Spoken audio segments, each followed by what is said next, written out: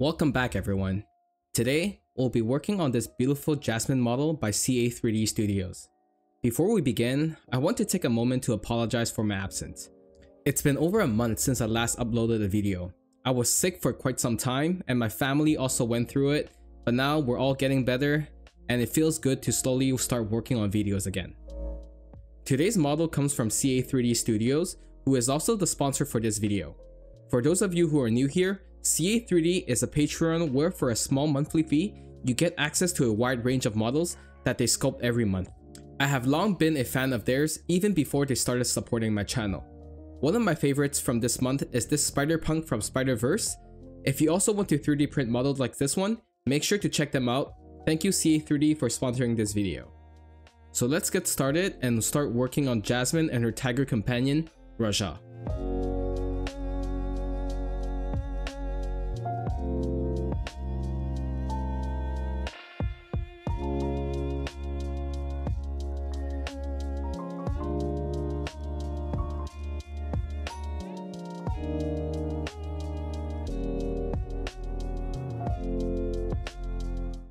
You might notice these two small openings on the side of the couch. They're actually designed to hold Abu, Aladdin's little monkey friend. But today, I wanted to let Jasmine and Raja take center stage. So I'll be filling these small keyholes with some Funkriko UV putty. The putty cures in a very short time, allowing me to keep my workflow uninterrupted.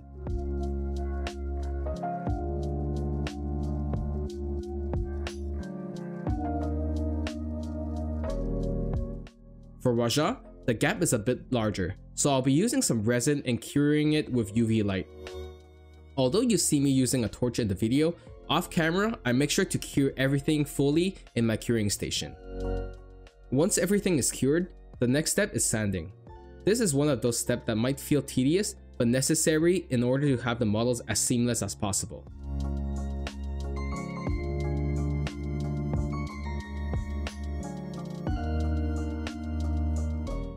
Next, I'll apply a primer. The primer helps the paint adhere better, and I sometimes use a different primer based on the end results I want to achieve.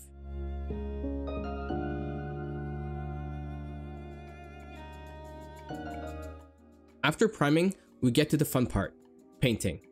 I usually start with a pink base coat, but Jasmine has a slightly darker skin tone than what I'm used to painting. To achieve that, I've added a touch of purple to the mix. It creates a richer, deeper tone, which I think will go well with the skin tone I plan to apply on her.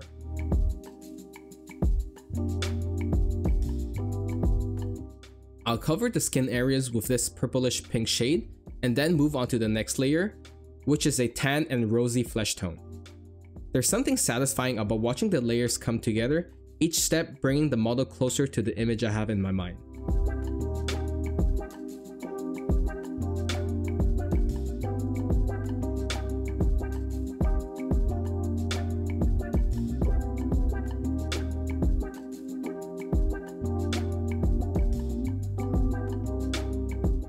After laying down the base coat, I airbrush some red to bring out the warmth of her complexion.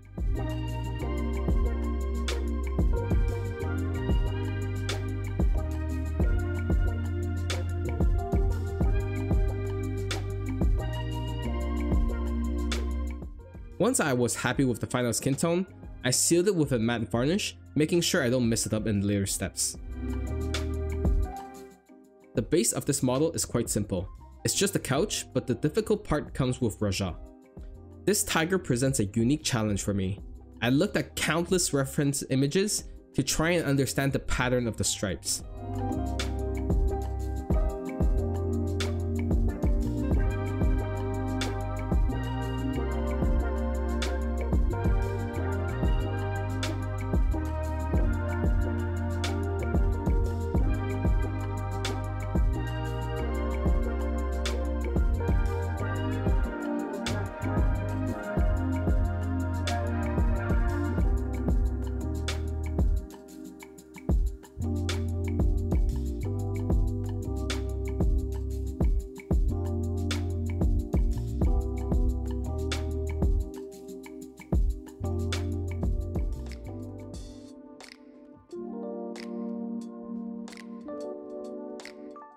Tiger stripes are a lot like tree branches. Each one grows from the spine and spreads outwards into its own pattern. At first, the stripe seems random, and it really didn't look right to me. But from what I learned about painting, a lot of times, things just don't look good when you start off. But if you keep pressing forward, you eventually achieve the look that you want.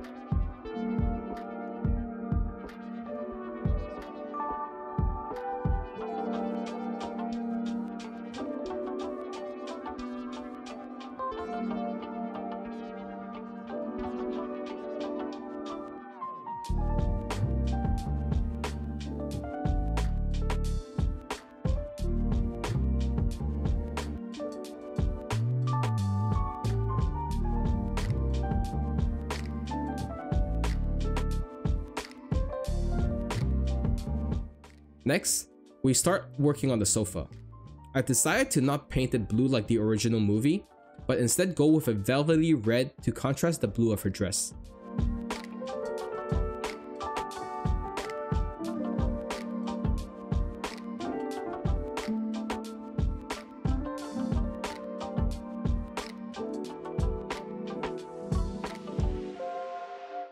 Speaking of her dress, I went with this electric blue from Vallejo. Here's a little funny story. I was buying paint supplies and needed a bit more for free shipping. I ended up buying this color again without realizing I already had it. I suppose that's just a sign of how much I love this color.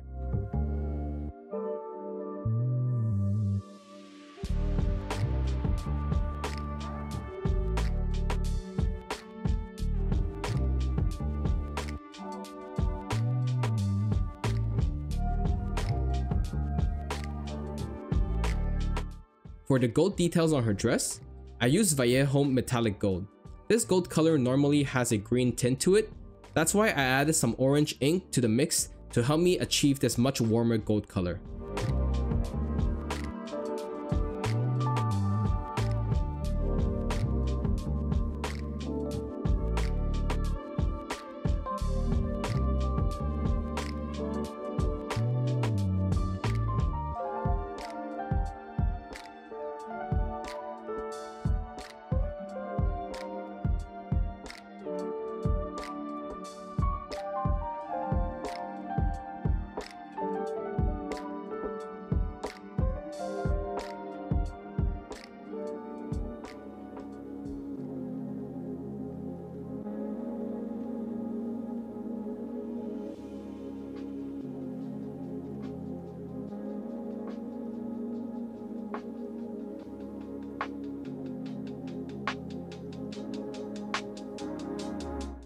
Finally, it's time to work on Jasmine's portrait.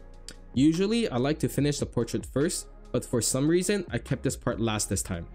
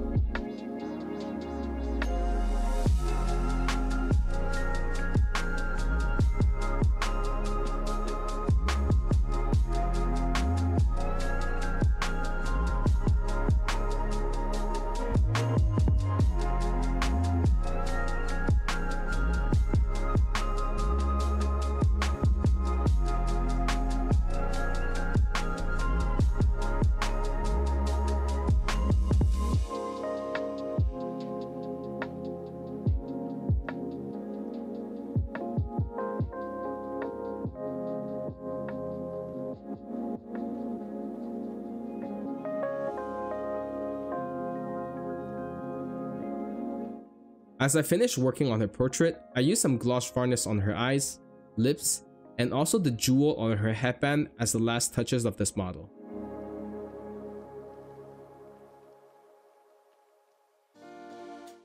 And here we are, Jasmine is finished. If you watched the video till now, thank you so much. Please consider subscribing to the channel as this really helps me grow as a creator. Also, don't hesitate to leave me some feedbacks in the comment section below. I always look forward to reading your thoughts. Again, thank you for the patience while I've been recovering. I'll see you guys in my next painting video. Now, let's head to the glamour shots for Jasmine and Raja.